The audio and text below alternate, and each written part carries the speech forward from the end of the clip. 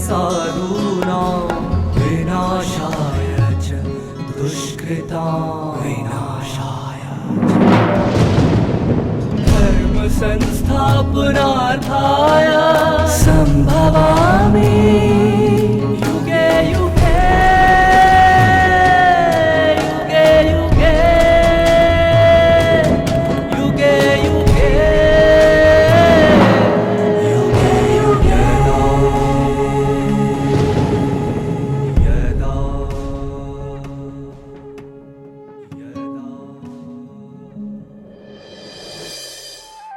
मानव जीवन में चाहे कितनी भी कठिन परिस्थितियां आए, अच्छाई कभी हारती नहीं और बुराई कभी जीत नहीं सकती।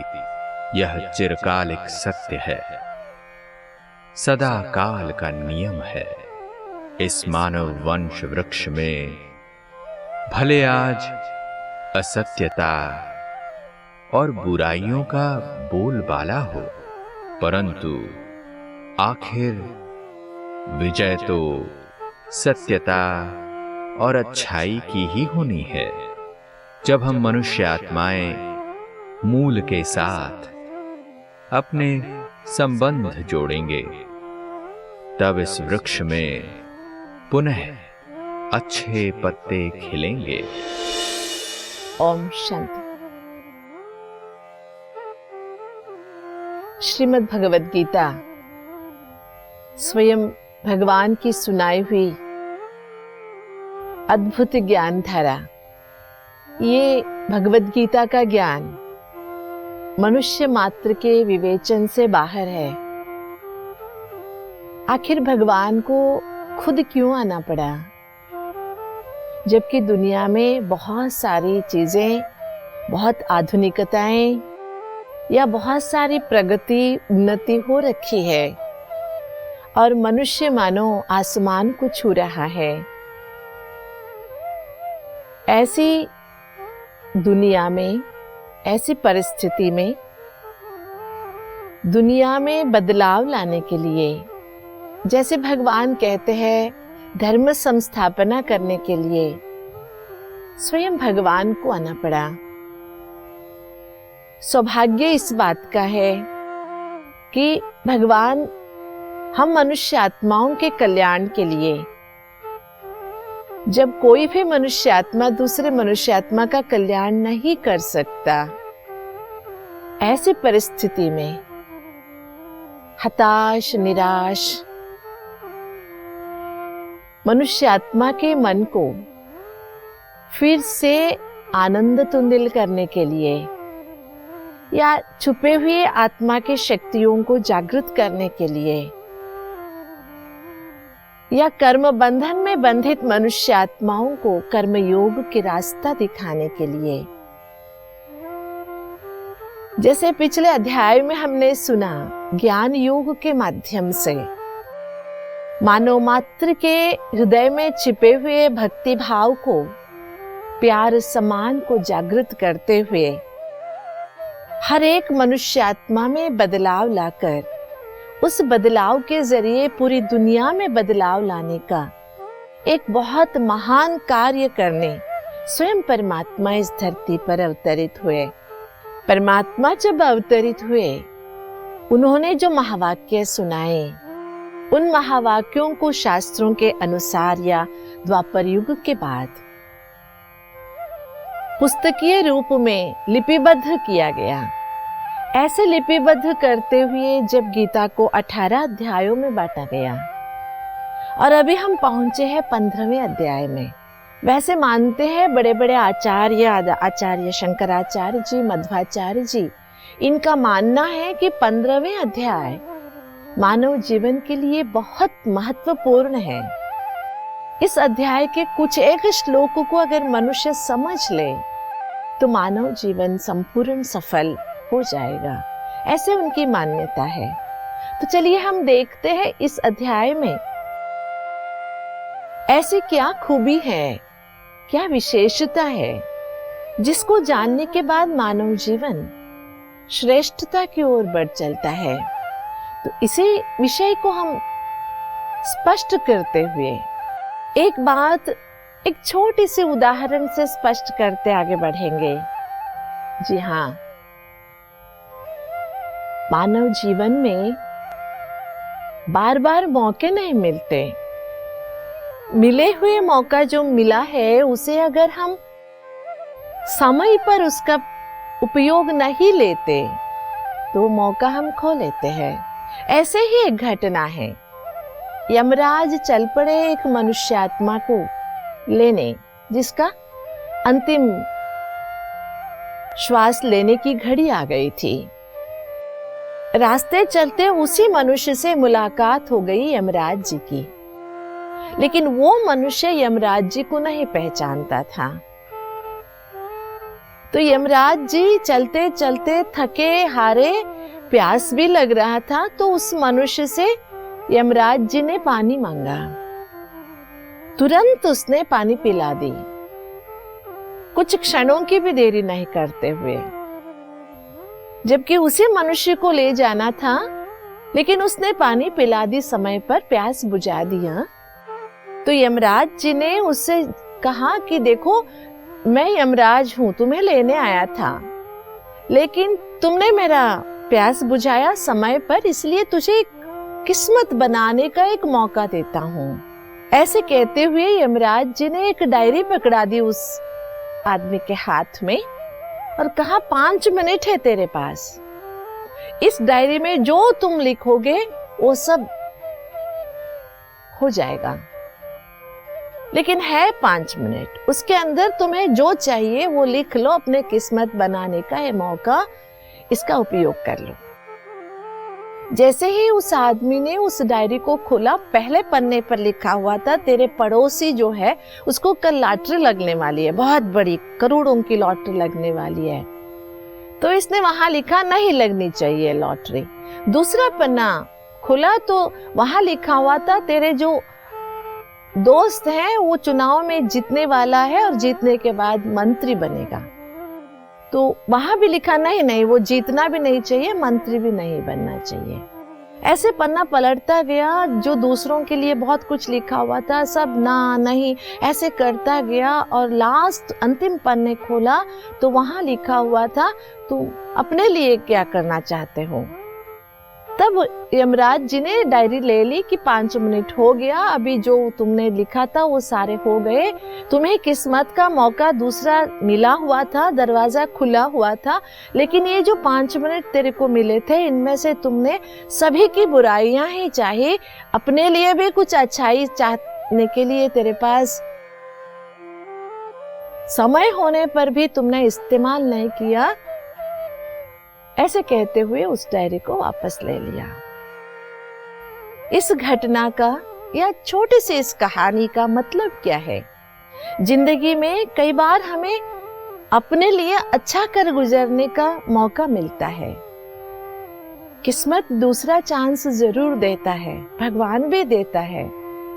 ऐसे मिलने के बावजूद भी अगर हम अच्छाई की ओर अपनी दृष्टि नहीं डालते या अच्छाई को अपने जीवन में उतारने का छोटा सा प्रयास भी नहीं करते, जैसे हमने सदियों से किया, गीता ज्ञान हमारे पास होते हुए भी उसको एक शास्त्र मानने की गलती की, कंठस्थ करने की हमने प्रयास किया, लेकिन जीवन में उतारने का छोटा सा भी अभ्यास या प्रयास या कोशिश हम नहीं कर पाए।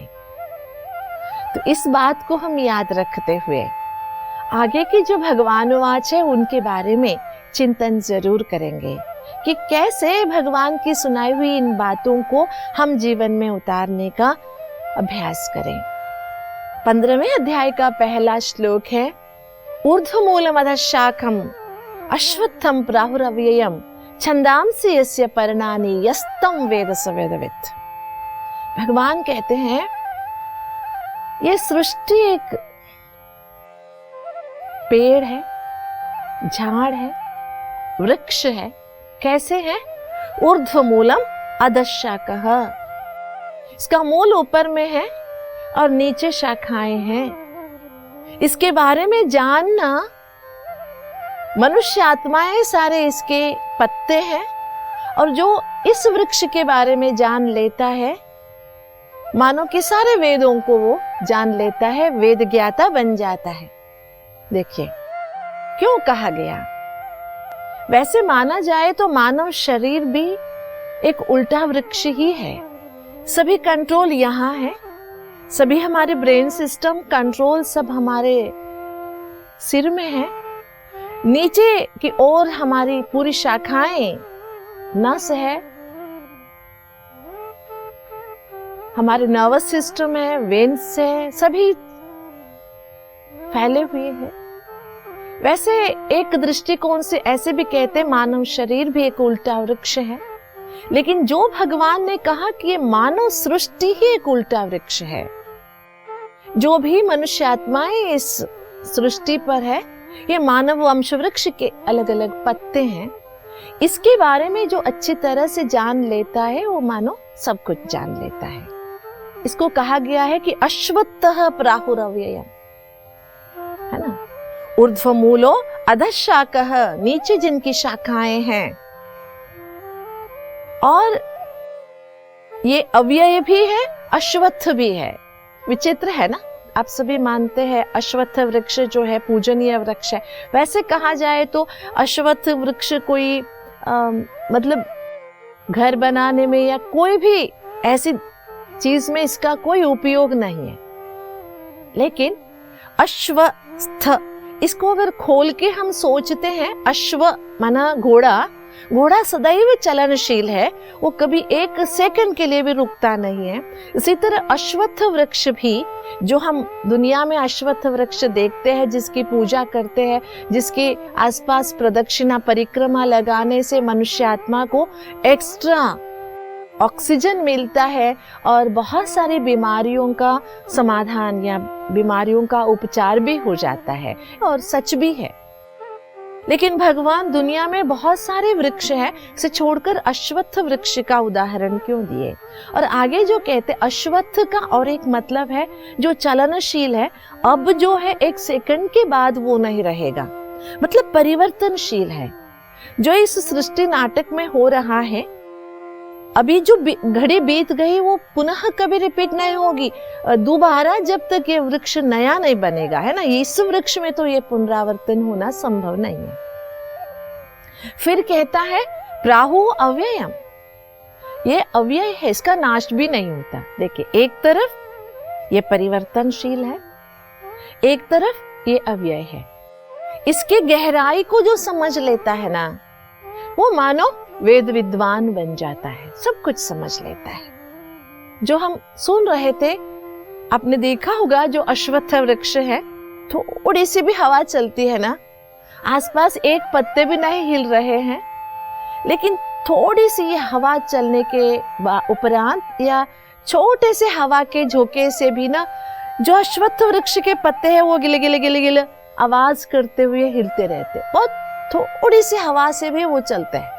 मतलब जो पूरी दुनिया में कोई भी वृक्ष के पत्ते हिल नहीं सकते, एक सूखा घास भी हिल नहीं सकता, लेकिन अश्वत्थ के पत्ते हिलते हैं। ऐसे बहुत सारी उपयुक्तता है इस अश्वत्थ वृक्ष की। लेकिन जो भगवान कह रहे हैं ये परिवर्तनशील है, चलनशील है, मतलब इस दुनिया में कभी भी ठहराव नहीं है, एकदम एक ही जैसा नहीं है, क्योंकि ये जड़ नहीं है।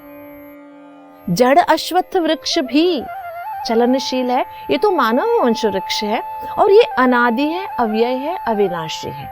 इसके बारे में जो गहराई से जान लेता है वो सब कुछ जान लेता है। तो इसको थोड़ा सा और विस्तार से समझने का एक अभ्यास करेंगे। ऊर्ध्व मूल है, इसका मूल ऊपर में है, तो कौन है मूल? ठीक है, ऊपर है। ऊपर कहाँ है उसके बारे में आगे इसी अध्याय में भगवान बताते हैं। लेकिन एक जगह भगवान गीता में कहते, बीजम मां विद्धि पार्थ सनातना, मैं माना भगवान इस मानव सृष्टि का बीज हूं, ऐसे मान के चलो। मतलब बीज स्वरूप परमात्मा ऊपर में है, वहां से इसकी जड़ें निकलती हैं, नीचे की ओर शाखाएं प्रसरित होती है। ये मानव सृष्टि है जिसका बीज स्वयं परमात्मा है। ये 3 कालों में, 3 गुणों में, 4 युगों में या 5 युगों में बटा हुआ है ना। जो जड़ है संगम युग है, और जिसका तना निकलता है जड़ से वो सत्य त्रेता युग है, और जो नीचे शाखाएं उपशाखाएं बहुत सारी हो जाती है द्वापर कल युग है। ऐसे 5 युगों में और 3 गुणों में, सात्विक, राजसिक और तामसिक गुणों में बटा हुआ, और जिस वृक्ष के पत्ते स्वयं मानव हैं, अभी तो मानो ये पेड़ भरा हुआ है पत्तों से, 700 करोड़ से ऊपर मनुष्यात्माएं इस वृक्ष के पत्ते हैं। जब इस मानव सृष्टि के बारे में तुम समझ लोगे तो सब कुछ समझ लोगे। अधश्चोद्वे प्रसृता सस्य शाखा गुण प्रवृद्धा विषय प्रवालाः अधश्च मूल्यानि अनुसंततानि कर्मानुबंधीनि मनुष्यलोके। इसकी शाखाएं ऐसे नहीं कि केवल नीचे की ओर फैले हुए हैं, ऊपर नीचे फैले हुए हैं, और गुण से शुरू हुआ ये वृक्ष विषय प्रवालाः, गुण प्रवृद्धा विषय प्रवालाः अधश्च मूल्यानि अनुसंततानि कर्मानुबंधीनि मनुष्यलोके। मूल गुणों से प्रसन्न हुआ, नीचे की ओर बढ़ता गया, और ये मनुष्य लोक कर्मानुबंधिनी, ये सभी कर्म बंधनों से बंधा हुआ है मनुष्य लोक में। मतलब ये स्पष्ट हो गया कि ये जो अश्वत्थ वृक्ष की बात परमात्मा कर रहे हैं, जिस अश्वत्थ वृक्ष की या मानव वंश वृक्ष की बातें हो रही है, इसका मूल ऊपर में है, शाखाएं नीचे की ओर फैले हुए हैं, गुण से प्रवृद्ध हुआ, और विषय प्रवाला, इसकी जो नए नए पत्ते निकले हैं ये सारे विषय विकारों के पत्ते निकले हुए हैं। ये मनुष्य लोक में फैला हुआ है और कर्म बंधनों से बंधा हुआ है। कितना सुंदर वर्णन है। माना गुण सागर, गुणों का खान, परमात्मा से निकले हुए मानव वंश वृक्ष, जिसको अश्वत्थ वृक्ष के नाम से जाना गया गीता में, और नीचे की ओर बढ़ता गया, लेकिन शुरू हुआ गुण से, और इसकी जो नए नए पत्ते निकले ये विषय प्रवाला, माना विषय विकार। इसका मूल जो था ये गुण से शुरू हुआ, लेकिन मूल से शुरू हुआ कर्म मतलब कर्म से ही ये बढ़ता गया। जैसे कि सतयुग में अकर्म हुआ, द्वापर से विकर्म हुए, कर्म और कर्म फल में हम बंधते आए, और ये सारा विस्तार जो वृक्ष का है ये मनुष्य लोक में है, ये स्थूल लोक में ही है, न कि सूक्ष्म लोक में या मूल लोक में। निकला मूल लोक से है, इसका मूल लोक में है। गुण से शुरू हुआ, लेकिन अभी विस्तार हुआ विषय विकारों से। कितना स्पष्ट है। इसका विस्तार हुआ मनुष्य लोक में, ये बढ़ता गया मनुष्य लोक में। जैसे कि स्टार्टिंग में हमने एक उदाहरण देखा था, अभी मनुष्य के अंदर, मनुष्य को कितना भी किस्मत या भगवान से मौका मिले, वो अपने कर्म के अनुसार, अपने स्वभाव के अनुसार अपने और दूसरों की बुराइयां करने में ही मस्त रहता है, और चाहता है मेरे लिए अच्छे कर्म या अच्छे फल मिले, अच्छा ही हो मेरे साथ। लेकिन जबकि ये दुनिया बनी ही है कर्म और कर्म फल के आधार से, तो अगर आप कर्म ही अच्छा नहीं करोगे तो अच्छा फल कैसे आपको मिलेगा। इसलिए भगवान कहते हैं ये जो कर्म सिद्धांत से बना हुआ मानव वंश वृक्ष है, लेकिन याद रखिए गुण प्रवृद्धाः, और ये सात्विक, राजसिक और तामसिक गुणों से प्रवृद्धमान हुआ सात्विक गुण से, फिर राजसिक गुण आए, फिर आए तामसिक गुण, और अब तामसिकता के कारण विषय विकार बढ़ते गए, जो आज हम दुनिया में देख रहे हैं। और आप सभी को पता है कितना ही संघर्ष क्यों ना हो, अच्छाई का अंत नहीं होता है और बुराई कभी जीतती नहीं है। ये एक सत्य है, एवरलास्टिंग ट्रुथ है, ये सदाकाल का सत्य है। दिखने में आता है शायद बुराई करने वाला जीत गया, लेकिन ऐसे होता नहीं है।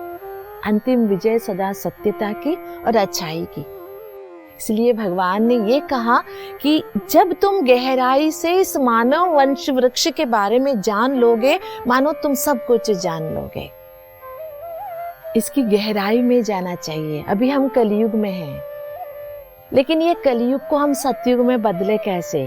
क्योंकि ये कहा गया है, ये मानव वंश वृक्ष चलनशील जरूर है, परिवर्तनशील जरूर है, लेकिन ये अव्यय है। प्राहुः अव्ययम, शाश्वत है। जब ये शाश्वत है तो परिवर्तन तो इसका नियम है। अभी बहुत सारे विषय विकार के छोटे छोटे शाखाएं निकले हुए हैं, टहनियां निकली हुई है, लेकिन ये सब परिवर्तन होंगे। पुनः इस वृक्ष में गुणों के पत्ते खिलेंगे, मनुष्यात्मा गुण स्वरूप बनेंगे। उसके लिए इसकी गहराई को जानना है कि ये मानव वंश वृक्ष है, ये अविनाशी है, इसका अंत दिखने को मिल रहा है, बहुत विस्तार हो गया है। तो जैसे कि केले के झाड़ को हम देखते हैं, केला निकलता है तो एक दूसरा झाड़ वहां पर खड़ा हो जाता है, छोटा सा पेड़ पैदा हो जाता है। इसी तरह मानव वंश वृक्ष परिवर्तनशील है और अब परिवर्तन ऊर्ध्व गति की ओर बढ़ रहा है। जब हम मनुष्य आत्माएं मूल के साथ अपने संबंध जोड़ेंगे, है ना, जहां से यह वृक्ष शुरू हुआ था, तो पुनः नया वृक्ष शुरू होगा। इसी को समझाते हैं परमात्मा इतनी गहराई से। इसलिए इस अध्याय को बहुत महत्वपूर्ण माना गया है। तो अभी हमें क्या करना है? जो भगवान ने ज्ञान दिया है, इस ज्ञान को अपनाना है, ज्ञान के दर्पण में खुद को देखना है। एक गुरु का एक शिष्य था, गुरु शिष्य से बहुत प्रभावित हुए। वो शिष्य जा रहा था अपना गुरुकुल का विद्याभ्यास पूर्ण करके, तो गुरु ने एक भेंट दी, एक बहुत चमत्कारी दर्पण दिया। उस चमत्कारी दर्पण की विशेषता थी, किसी के चेहरे के सामने रखो तो उसके अंदर की सारी चीजें उसमें दिखाई देती थी। स्पेशली उसके जो कमजोरियां थी, बलहीनताएं, वो सब दिखाई देती थी। जैसे ही इसको दर्पण मिला, इसने अपने गुरु के चेहरे को देखा उसमें से, तो गुरु के अंदर के वीकनेसेस दिखाई दिए। तो उसने सोचा गुरु भी ऐसे हैं, तो ऐसे सोचकर वो आगे चला गया, सभी को दिखाते गया, सभी से अवगुण देखता गया और बाद में थका हारा दर्पण लौटने वापस आया। तो गुरु ने कहा, मैंने ये दर्पण तुझे अपना चेहरा देखने के लिए दिया था, ना कि दूसरों के चेहरे देखने के लिए। हम भी कुछ ऐसे ही कर रहे हैं। जब ये कर्म संबंध की, कर्म बंधन की या कर्म फल की बातें आती हैं, तो हम खुद को देखने के बजाय दूसरों को देखने शुरू हो जाते हैं। तो चलिए, भगवान ने जो कहा है कर्मानुबंधेनि मनुष्य लोके, इस मनुष्य लोक में कर्म बंधन से बंधे हुए हैं, तो इस कर्म बंधन को कर्म संबंध में कैसे बदले, इसके बारे में आगे चलकर हम भगवान से सुनेंगे और गीता ज्ञान को जीवन साथ बनाए रखेंगे। ओम शांति। श्रीमद् भगवद गीता परमात्मा द्वारा सुनाई हुई ऐसी अद्भुत ज्ञान धारा है जिसका विवेचन मनुष्यों की बुद्धि से सदा ही परे रहा है। इसीलिए गीता ज्ञान की स्पष्टता करने हेतु स्वयं भगवान इस धरा पर अवतरित होते हैं। दर्शकों, ये मनुष्य सृष्टि एक उल्टे वृक्ष के समान है जिसका मूल ऊपर में स्थित है। इस वृक्ष का बीज स्वयं परमात्मा है और हम मनुष्य आत्माएं इसके पत्ते हैं। विविध धर्म इसकी शाखाएं हैं। यह मानव वंश का वृक्ष अविनाशी, चलनशील और परिवर्तनशील है। यह वृक्ष आदि मध्य अंत इन तीनों कालों से गुजरता हुआ सात्विक, राजसिक, तामसिक इन तीनों गुणों से प्रभावित होता है। यह वृक्ष 4 युगों के साथ साथ एक 5वें गुप्त संगम युग में बटा हुआ है। इसका जो जड़ है वह संगम युग है और तना सतयुग त्रेता युग है, और जो नीचे की ओर बहुत सारी शाखाएं, उपशाखाएं हैं, वह द्वापर कलयुग को दर्शाती है। यह दुनिया बनी ही है कर्म और कर्म फल के नियम के आधार से। इस वास्तविकता को यदि हम मनुष्य सही अर्थ में समझ लें तो उसका जीवन संपूर्ण सफल हो जाएगा। तो चलिए, इस कर्म बंधन को कर्म संबंध में कैसे बदल सकते हैं, इसके बारे में हम अगली कड़ी में सुनेंगे। ओम शांति।